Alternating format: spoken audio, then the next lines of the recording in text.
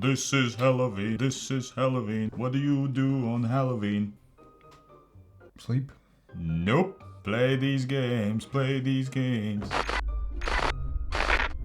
We're gonna list the best Halloween games there are. No, only that fit into my budget. I will have the best ones, he will have the ones that will fit his budget. In this video we're gonna show you 10 amazing, really good Halloween games, at least 5 of those and then 5 of yours. Well, what were your limitations? None, zero, Nice. nada. And Janis will have just 100 euros to fit in 5 board games. Before we start, can you lend me €2.33? No.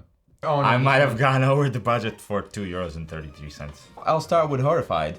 Oh, that's a good one. Horrified is the best co-op intro game that has been made with a Halloween theme. Already 4th of your budget gone, huh? Yep. For 1 to 5 players, you're fighting classic monsters like Dracula and Wolfman and the Swamp thing from the swamp. It does not thing from matter. the swamp? Don't care. This video cannot go on until we solve this. Okay, you can leave. Come back when you know the answer. Continue telling about the Horrified logic. You fight against all these monsters and you win if you defeat them, or if... All of these witch monsters. What is the name of the swamp monster? Each monster has specific winning conditions and you have to fulfill all of them to win the game. What's the winning condition of the swamp monster? You just don't play it, okay? You just have few actions with which you can move around. We can start now, finally. Yeah. I'm ready. It's the creature from the Black Lagoon. Nothing to do with swamps whatsoever. You can move around, pick up items, and use those items to fulfill the specific objective. Best part is that each monster needs to be defeated in its own way, and that you play against 3 or 4 of them at the same time. Meantime, you also have to protect the villagers because they're being attacked, and if they die, the terror level raises, and if it reaches the end, well, it's the end. It's really great for beginners and gamers alike. It's easy to learn and play, and hard to win. Love those co-op games. Okay. Destiny. So it's a story game where each of you will have unique story, a destiny to fulfill. It's an interactive app-based game. You need to get items, you need to go somewhere and get it done before other players do and fulfill their destinies. If you're the first one, you will get the good ending, and everybody else will probably miserably rot somewhere. Dark, grim story. Imagine Brother Grimm's stories, but the way they were intended. Like super dark, people dying, horrible things, corpses and bodies. And I played it with my kids and we loved it. You done bragging about destinies and how much money it cost? 50 euros, it's not that lot. Then 233 is not a problem for you, right? The problem is not the money, the problem is giving the money to you. There's very cool character progression where you get levels and get stronger and then do different like skill checks. With dice, yeah, it's a With very dice. unique system, really nice, smooth, and it just feels good. But again, story is the point of Destinies. Also going to be a co-op game called Subterra, and as you can see, all my budget's almost gone and I need those 233 as soon as possible. Subterra is a cooperative game where you are playing cave explorers that like crash into a sub-cave and are being chased by monsters. You have to get out before the flashlight runs out of battery, because when it does, each turn you just roll a die and see if you die. How cool is that? You know, you run out of light and then you're just like, okay, it's my turn, I roll a die. Oh, I rolled that and I died. Your turn. Yeah. But you can get out before that. Plus the monsters that are slowly following you.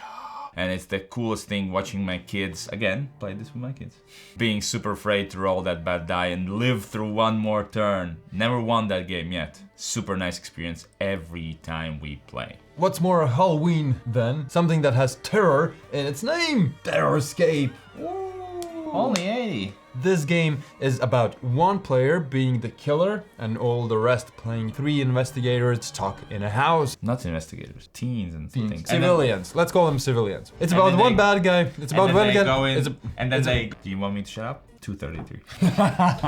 For this I'll give you a handshake, but not 230. You can move around and try to fix radio to call the police or find the keys, and you have to do it silently, but a lot of things make noise and that attracts the bad guy so he knows where you are. Very atmospheric, it's a beautiful game, eye pleaser, and feels great. We really like it. And you're like, what? It's another 20 euros? I'm still good, still not over the budget. Yeah, but you have 2 more games to go. Yeah. Still not over the budget, plus the 233 whenever you're ready. It's a silent RPG. What that means is you'll be using your phones to play, and you'll create a room or a chat room or whatever, like on Messenger, on WhatsApp, whatever you feel like, and just be chatting like teenagers you are in this game. And you are playing either a friend of Alice or a brother of Alice, and the Alice is, well, the name says it all, missing. You put on a soundtrack, and during that soundtrack there are gonna be like certain times when it's gonna say that player picks up a card from the deck that will give you like a trigger thing that happens or a plot twist in the whole story. And then depending how you play this out, the Alice might be alive, might not be alive. Just not gonna spoil what it can be. It's just a great and gloomy and quite terrifying experience sometimes. One of the most thematic games I've ever played. Are you gonna go over 100 per game at some point? Yeah, I mean with Oorn, yes. 180 euros. This is an epic campaign game with story, with monsters, one of your favorite games of all time. There are two parts of this game, where there is story, where you have some investigation or something happens and you have to go there and visit the city. Then there's the second part where you fight monsters. This is a cooperative game. You have to just finish the campaign and win all these monsters. Again, gloomy. The world we're in is super gloomy, dark, but the writing there is amazing and the combat is great. I think that's it for you, because you don't have any more money. I'm gonna stall by picking a game that costs 0. But if you have pen and paper at home, this is gonna cost you 0. Celebrities is a party game where you play in teams, and essentially it's like charades where you explain a word to your partner. But it's played in 3 rounds. In the first round, you can say anything you want and do anything you want, just not mention the word. I would suggest and recommend only writing down like names of serial killers. Freddy Krueger. Yeah, all these slasher movies, just those words. On the second round, you can only say 1 word, but gesture anything you want. And on the third round, you only can gesture, but the words stay the same. If I would have to explain Freddy Krueger, I would go like, it's on Elm Street, it comes to your dreams, he has these claws. Next round, I would go like, claws, and then you're like Freddy Krueger, and the third time I'd go, and you already know that it's that, but it's timed and you want to explain as many words as you want, and so you go like this. So I think that will perfectly fit your Halloween night if you have more people attending, and like me, Giannis is not giving you 33 to fit in one more game. No. Yeah, there's already one with pre-made words. Monikers is a good one, but it will not have like this horror theme. I mean, you can write in like Giannis because he's horrible and he doesn't give people 233.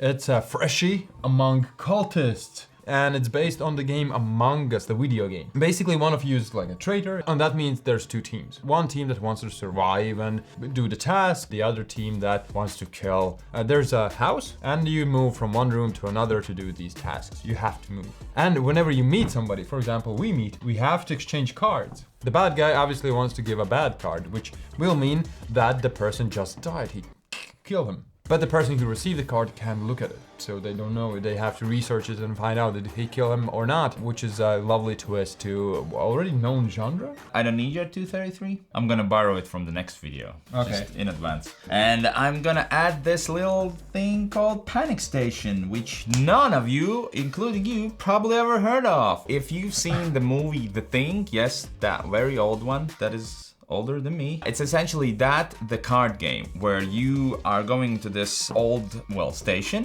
and you need to destroy the hive of the monster. And like in the game you just explained among Cultists, every time you go into a room with another player, you have to trade cards, which is kind of good because to destroy the nest, somebody has to have 3 gas cans. But one of us is the infected one, which if gives you an infected card, you become the infected one, and you don't want to tell anybody because you're gonna win if the infected win. Going around, trading cards, collecting items, there are some things you need to take care of as you play, and it all takes like 20-30 minutes. Why this game is so ambiguous is when it just first came out, it had horrible rule set, but it's been fixed since then. And this one was for 10 euros on BGG, which has a nice marketplace. So for you, budget is 102 euros? And 33 cents. Not bad list. 5 really cool games for this Halloween just for 100 euros. My last one is Final Girl, which is a solo game. Who don't have friends or are like me, your friends have really weird taste in board games, so you play alone, and it's very thematic. And it's also a very luck-based game, which I don't usually enjoy.